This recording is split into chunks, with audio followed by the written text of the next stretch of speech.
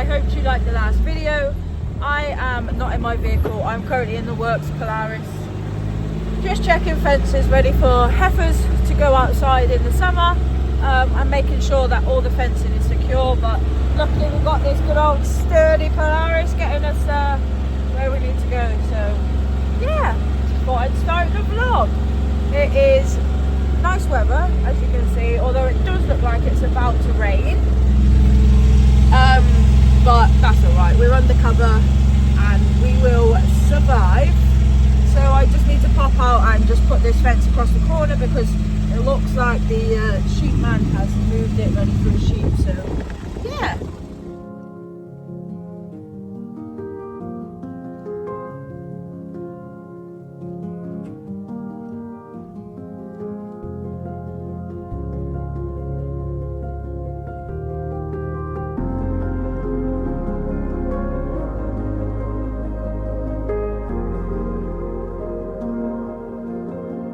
Just before the heifers head outside, we always make sure that the fences are secure, like beforehand, just so that we can chuck the heifers out and not stress that they're going to escape. So yeah, that's this corner sorted for now. We just need to bring some wire and tie up the gate.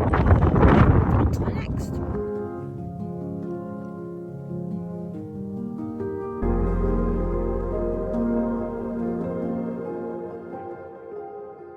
The only bad thing with having no doors is it is freezing, it's nippy, it is cold, but that's all because I did bring my coat, and we live and we learn. But I still checking fences now. It's probably about an hour and a half later.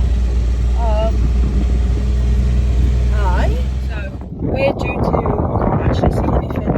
We're due to lamb end of February, start of March. So we'll be moving our lambs out very shortly from our shed, giving that 3-week break, and then we will be moving our yows in, ready for lambing time, which is all exciting. But yeah, we're just starting to get everything ready for lambing time and making sure we've got medicines that we need for in case of twin lamb drench, because we've got a few twins, calcium for twin lamb, and milk powder, etc, etc. So yeah, that's all going on behind the scenes. I apologise for how I look right now, it is absolutely freezing.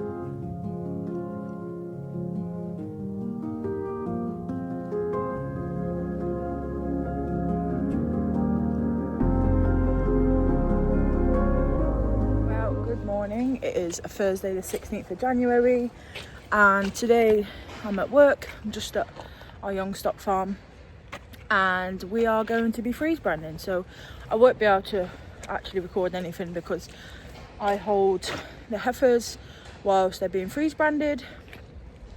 But yeah, I just thought I'd start on another day.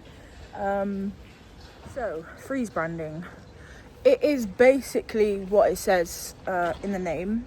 So we use numbers and they go into like cold ice sort of thing, and then they just go onto the heifer's backsides usually, so that when they're in the main herd we can identify them by not only their ear tags but also their freeze brand, and this just helps with everyday use, milking, etc, etc. When they've calved, we can see if we can't get around to their head, because with heifers they can be quite flighty. It just kind of helps to identify who's calved in order to maintain the pedigrees and who their mum and sire is. But yeah, that's on the cards today. And then this afternoon after work, I've got to take our youngest spaniel to the vets for his booster vaccinations, go and sort the lambs out, and yeah, pretty much farming all day, which is fun. And yeah, but it is absolutely beautiful. It's mild, it's about 6 degrees now, but yeah, I'm just gonna head off and crack on with freeze branding before he comes along and freeze brands. So yeah.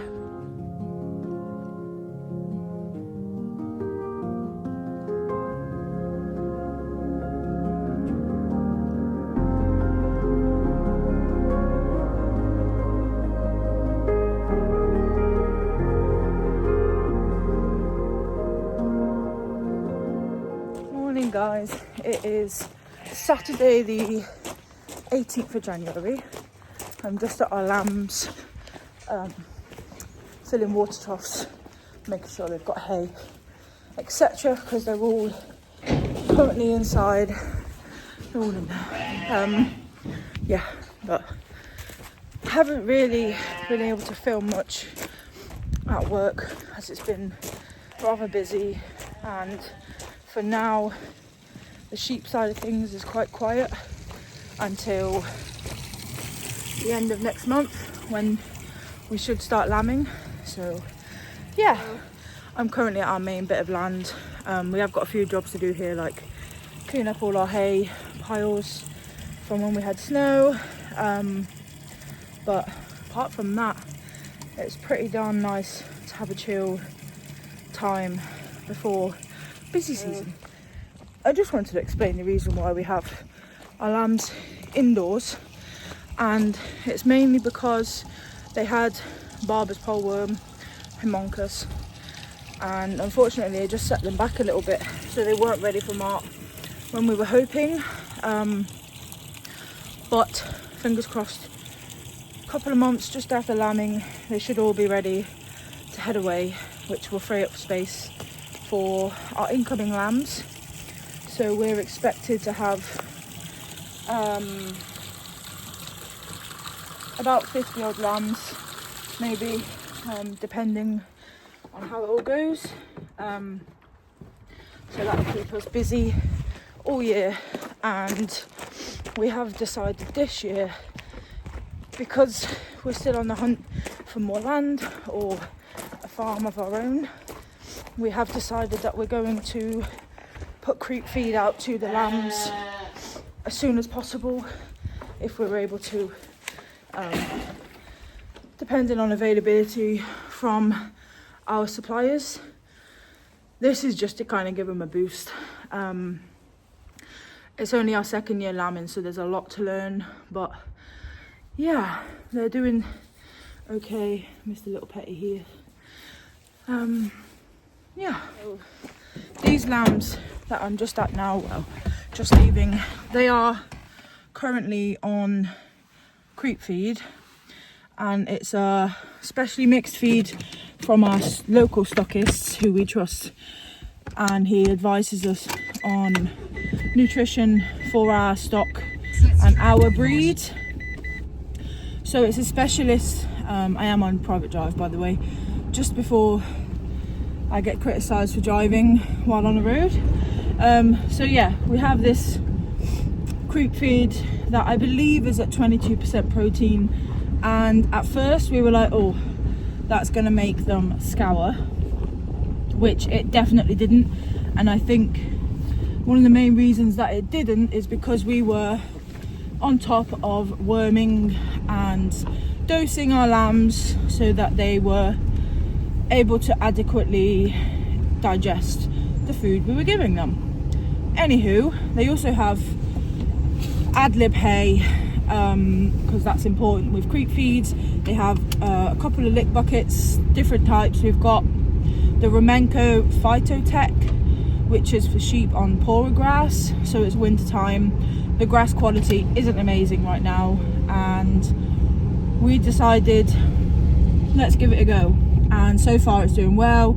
We've also got a little smallholder lick from Horse Licks, is it? Not sure.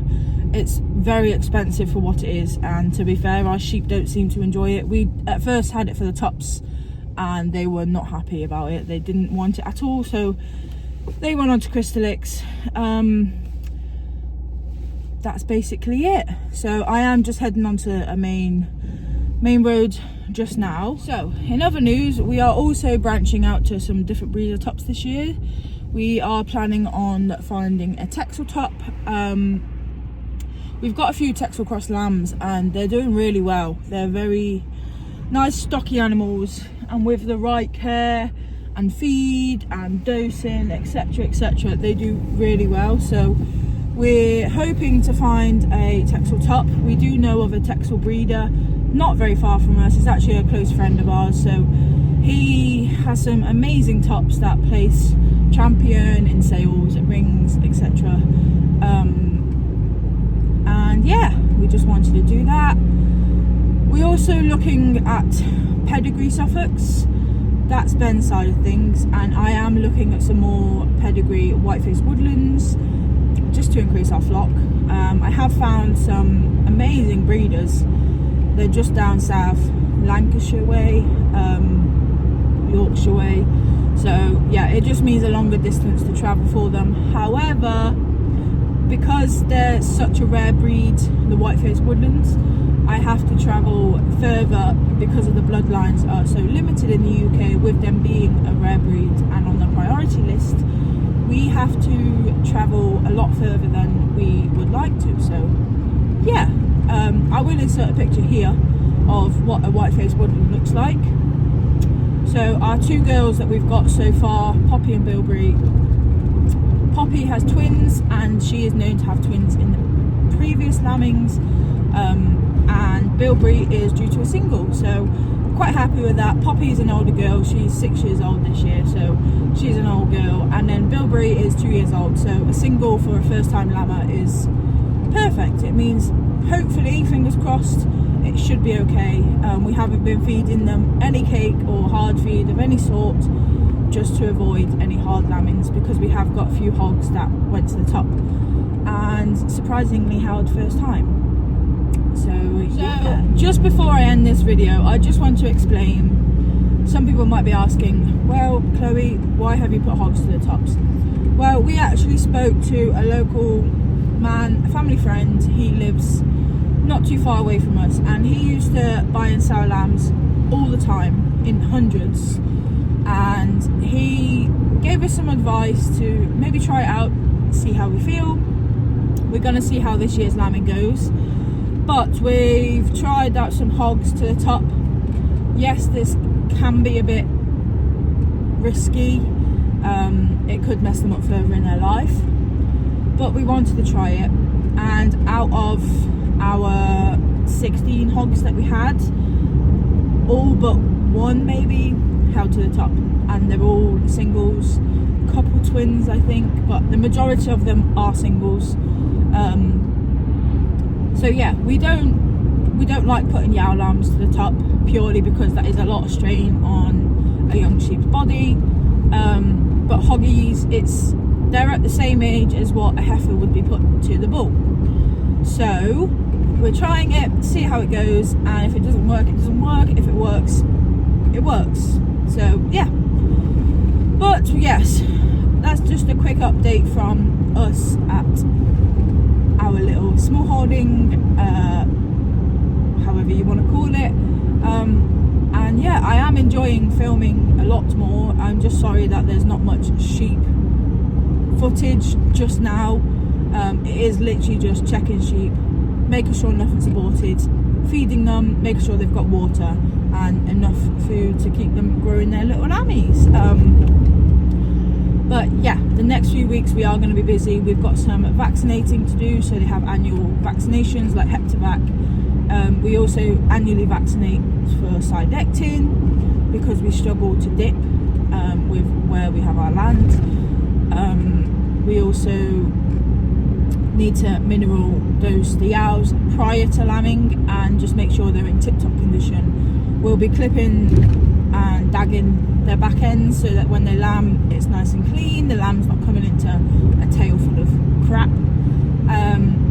And we've also got to muck out the shed, disinfect it, rest it for a little bit, and then we can move the owls in. So yeah, it's going to be very busy the next 6 weeks, but yeah, I hope you tag along with us and support our little farm, and I hope you enjoyed this video. Don't forget to like and subscribe, ring the little bell so that when I do upload again, you'll know and you'll be notified. But yeah, thanks for joining us, and I'll see you soon. Toodaloo!